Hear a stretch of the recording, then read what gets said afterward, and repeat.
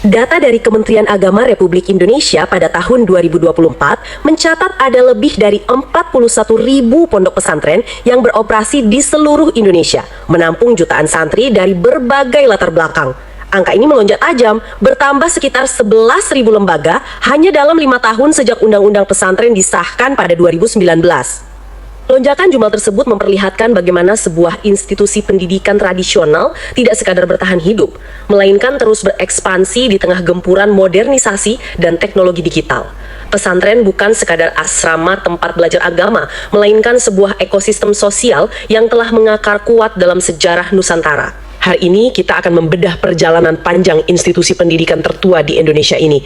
Kita akan melihat bagaimana pesantren bermula dari sistem pengajaran sederhana di pesisir Nusantara, berevolusi menjadi pusat pendidikan yang masif, dan bagaimana tradisi keilmuan yang berpusat pada literatur klasik atau yang dikenal luas sebagai kitab kuning menjadi fondasi utamanya. Pertanyaan mendasarnya adalah, bagaimana pesantren awal mulai terbentuk sebelum ada gedung-gedung kelas atau sistem asrama formal seperti yang kita lihat hari ini? Akar pesantren. Data dari Kementerian Agama Republik Indonesia pada tahun 2024 mencatat ada lebih dari 41.000 pondok pesantren yang beroperasi di seluruh Indonesia, menampung jutaan santri dari berbagai latar belakang. Angka ini melonjak tajam, bertambah sekitar 11.000 lembaga hanya dalam 5 tahun sejak Undang-Undang Pesantren disahkan pada 2019. Lonjakan jumlah tersebut memperlihatkan bagaimana sebuah institusi pendidikan tradisional tidak sekadar bertahan hidup, melainkan terus berekspansi di tengah gempuran modernisasi dan teknologi digital. Pesantren bukan sekadar asrama tempat belajar agama, melainkan sebuah ekosistem sosial yang telah mengakar kuat dalam sejarah Nusantara. Hari ini kita akan membedah perjalanan panjang institusi pendidikan tertua di Indonesia ini. Kita akan melihat bagaimana pesantren bermula dari sistem pengajaran sederhana di pesisir Nusantara, berevolusi menjadi pusat pendidikan yang masif, dan bagaimana tradisi keilmuan yang berpusat pada literatur klasik atau yang dikenal luas sebagai kitab kuning menjadi fondasi utamanya. Pertanyaan mendasarnya adalah, bagaimana pesantren awal mulai terbentuk sebelum ada gedung-gedung kelas atau sistem asrama formal seperti yang kita lihat hari ini? Akar pesantren berkaitan erat dengan jalur perdagangan dan proses Islamisasi Nusantara. Jauh sebelum abad ke-15, pengajaran Islam terjadi secara cair. Para pedagang, musafir, dan ulama dari wilayah seperti Gujarat, Persia, dan Timur Tengah berinteraksi dengan masyarakat lokal di bandar-bandar niaga pesisir. Pengajaran saat itu tidak terjadi di ruang kelas. Ulama mengajar di rumah-rumah mereka, di masjid, atau bahkan melalui ceramah publik di pusat keramaian. Institusi formal belum ada, namun transfer pengetahuan agama, moral, dan etika sudah mulai berjalan dan mengakar pada struktur sosial masyarakat. Jika awalnya sangat cair dan berpusat di masjid atau rumah, pasti ada titik transisi di mana sistem ini mulai mengadopsi model pemukiman terpusat. Konsep pondok atau asrama di mana para murid tinggal bersama gurunya tentu memiliki pemicu historis tertentu yang membuatnya menjadi sebuah kebutuhan. Transisi itu mulai terlihat jelas antara abad ke-15 hingga abad ke-17. Seiring berjalannya waktu, reputasi seorang ulama atau kiai menyebar melampaui desa atau kota asalnya. Murid-murid dari daerah yang jauh mulai berdatangan untuk berguru. Karena jarak tempuh pada masa itu memakan waktu berminggu-minggu atau berbulan-bulan, para murid ini tidak bisa pulang pergi. Kebutuhan akan akomodasi memunculkan tradisi mendirikan pondok atau bangunan-bangunan sederhana di sekitar rumah kiai. Disinilah interaksi intensif terjadi. Kiai tidak hanya mengajar materi teks, tetapi para santri mengamati langsung keseharian, etika, dan spiritualitas sang kiai selama 24 jam penuh. Pola pembelajaran yang mengamati keseharian guru ini menciptakan sebuah transmisi nilai yang jauh lebih komprehensif dibandingkan sekadar membaca buku. Hal ini membawa kita pada kurikulum inti dari pesantren itu sendiri. Kita sering mendengar istilah kitab kuning. Sebutan ini mungkin merujuk pada warna kertasnya yang memudar dimakan usia, tetapi isi dan metode pembelajarannya pasti memiliki kompleksitas tersendiri yang membedakannya dari buku teks biasa. Istilah kitab kuning merujuk pada teks-teks keislaman klasik berbahasa Arab.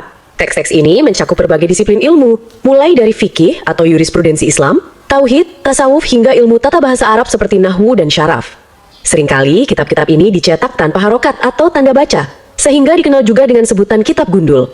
Kemampuan membaca dan mengartikan kitab kuning membutuhkan penguasaan tata bahasa Arab yang sangat presisi. Kitab kuning bukan sekedar bahan bacaan, melainkan sebuah medium untuk mentransmisikan pemahaman Islam yang otentik, menyambungkan pemikiran ulama Nusantara dengan tradisi intelektual Islam global dari abad-abad sebelumnya. Membaca teks kuno berbahasa asing tanpa tanda baca terdengar seperti sebuah rintangan akademis yang sangat tinggi bagi masyarakat agraris Nusantara pada masa itu. Bagaimana kiai-kiai di pesantren mentransformasikan teks-teks Arab yang kompleks ini agar bisa dicerna oleh para santri dan bahkan masyarakat awam di sekitarnya? Mereka mengembangkan metode pedagogis yang sangat khas, yaitu sorogan dan bandongan. Dalam metode sorogan, santri maju satu persatu menghadap kiai untuk membaca dan menerjemahkan teks. Kiai akan mengoreksi setiap kesalahan bacaan dan pemahaman secara langsung. Ini adalah bentuk evaluasi individual yang sangat ketat.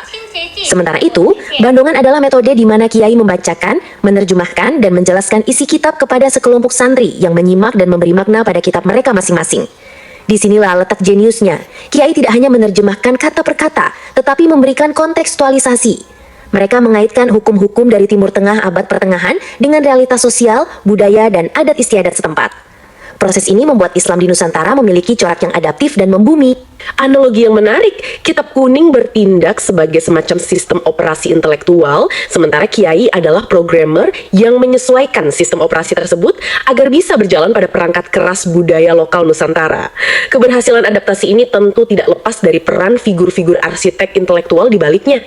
Sejarah mencatat nama-nama besar yang membentuk jaringan keilmuan pesantren. Jaringan intelektual ini membentang dari Timur Tengah hingga pelosok desa di Pulau Jawa dan Sumatera. Kita bisa melihat sosok Syekh Nawawi Al-Bantani pada abad ke-19. Walaupun beliau menetap dan mengajar di Mekah, karya-karyanya menjadi rujukan wajib di hampir seluruh pesantren di Indonesia. Beliau menulis penjelasan atau syarah atas berbagai kitab klasik yang disesuaikan dengan kebutuhan pelajar Jawi atau Nusantara. Kemudian ada K.H. Kholil dari Bangkalan, Madura. Beliau bertindak sebagai simpul utama penyebaran ilmu di Jawa Timur.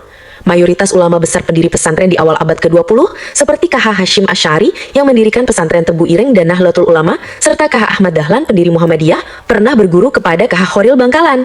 Melihat figur-figur tersebut, terlihat jelas bahwa peran pesantren melampaui sekedar tembok asrama pendidikan. Kayak Hashim Asy'ari misalnya, tidak hanya berkutat pada pengajaran fikih, tetapi juga mengeluarkan fatwa resolusi jihad pada tahun 1945 yang menggerakkan perlawanan masyarakat terhadap pasukan sekutu. Pesantren terbukti memiliki fungsi mobilisasi sosial dan politik yang signifikan di masa krisis. Pesantren selalu memiliki 3 fungsi utama, yaitu pendidikan, dakwah, dan pemberdayaan masyarakat. Kiai bertindak sebagai pemimpin spiritual, penengah konflik hukum adat, dan rujukan utama saat terjadi krisis nasional. Kemandirian pesantren yang menolak tunduk pada sistem pendidikan kolonial Belanda membuat institusi ini menjadi basis pertahanan kebudayaan pribumi. Mereka menjaga identitas kultural dan keagamaan masyarakat agar tidak tergerus oleh hegemoni penjajah. Karakter independen ini yang membuat pesantren memiliki akar legitimasi yang kuat di mata masyarakat akar rumput. Sejarah kemandirian melawan kolonialisme itu jelas membentuk karakter pesantren. Tantangan kontemporer yang dihadapi pesantren saat ini berasal dari arus modernisasi dan tuntutan pasar kerja. Banyak pihak mengkritik bahwa sistem pendidikan salafi atau tradisional yang murni mengkaji kitab kuning akan membuat santri tertinggal dalam literasi sains dan teknologi. Benturan antara tradisi dan modernitas ini melahirkan berbagai tipologi baru dalam dunia pesantren. Penelitian dari berbagai jurnal sosiologi pendidikan, termasuk studi kasus di pondok pesantren seperti pesantren Condong, menunjukkan munculnya model pesantren semi-modern atau komprehensif. Pesantren jenis ini berupaya mempertahankan kurikulum tradisional kitab kuning, namun secara bersamaan mengadopsi kurikulum pendidikan umum dari Kementerian Pendidikan atau Kementerian Agama. Mereka mendirikan sekolah menengah, madrasah aliyah, hingga perguruan tinggi di dalam kompleks pesantren. Tujuannya adalah merespons tuntutan zaman tanpa membuang identitas asli mereka. Penggabungan 2 kurikulum dalam satu atap pasti menciptakan beban ganda bagi para santri dan pengajarnya. Di satu sisi mereka dituntut menghafal kaidah nahwu saraf dan mengkaji teks fikih berabad-abad lampau. Di sisi lain, mereka harus menghadapi ujian nasional untuk mata pelajaran fisika, matematika, dan bahasa Inggris. Ada risiko besar bahwa penguasaan mendalam terhadap kitab kuning menjadi dangkal karena waktu belajar terbagi 2. Risiko pendangkalan keilmuan itu menjadi perdebatan serius di kalangan akademisi dan pengasuh pesantren. Kajian mengenai modernisasi kurikulum pesantren menyoroti kekhawatiran bahwa adaptasi yang terlalu fokus pada aspek formalistik dan administratif akan mengikis identitas salafi pesantren. Ketika santri lebih mementingkan ijazah formal untuk mencari pekerjaan, esensi kitab kuning sebagai media pembentukan akhlak dan kedalaman spiritual bisa tergeser menjadi sekedar mata pelajaran pelengkap. Namun ada juga inisiatif inovatif yang muncul.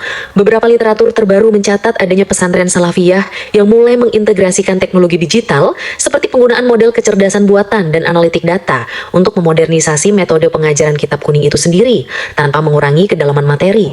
Digitalisasi kitab kuning membuka dimensi baru, memanfaatkan teknologi untuk mempercepat proses literasi bahasa Arab dan penguasaan teks klasik, alih-alih menggantinya dengan mata pelajaran sekuler. Ini menunjukkan fleksibilitas pesantren. Mereka memformulasikan prinsip memelihara tradisi lama yang baik dan mengambil hal baru yang lebih baik. Prinsip ini tampaknya menjadi kunci utama mengapa institusi ini tidak punah digilas perubahan zaman. Prinsip al-muhafazah ala al-qadim as-soleh wa al-akhzu bi al-jadid al-aslah itu adalah fondasi filosofis dari adaptasi pesantren. Mereka tidak anti modernitas, melainkan menyaring modernitas melalui lensa tradisi keilmuan mereka. Kitab Kuning tetap dipertahankan sebagai kompas moral dan epistemologis. Selama Kitab Kuning masih dikaji, dibedah, dan dikontekstualisasikan, pesantren akan terus mencetak individu yang memiliki akar tradisi yang dalam, namun mampu merespons kompleksitas persoalan sosial yang terus berubah. Perjalanan sejarah pesantren dan tradisi Kitab Kuning membuktikan bahwa pelestarian warisan intelektual tidak menuntut sikap kaku terhadap perubahan. Pesantren telah berhasil memadukan keotentikan ajaran klasik dengan fleksibilitas metodologis, menciptakan sistem pendidikan yang khas Nusantara. Pembahasan ini menyoroti bagaimana pendidikan dapat berfungsi sebagai penjaga moral sekaligus agen transformasi sosial masyarakat. Jika Anda menemukan perspektif baru dalam perbincangan kita hari ini, bagikan episode ini kepada teman atau rekan diskusi Anda agar percakapan penting ini dapat terus berlanjut.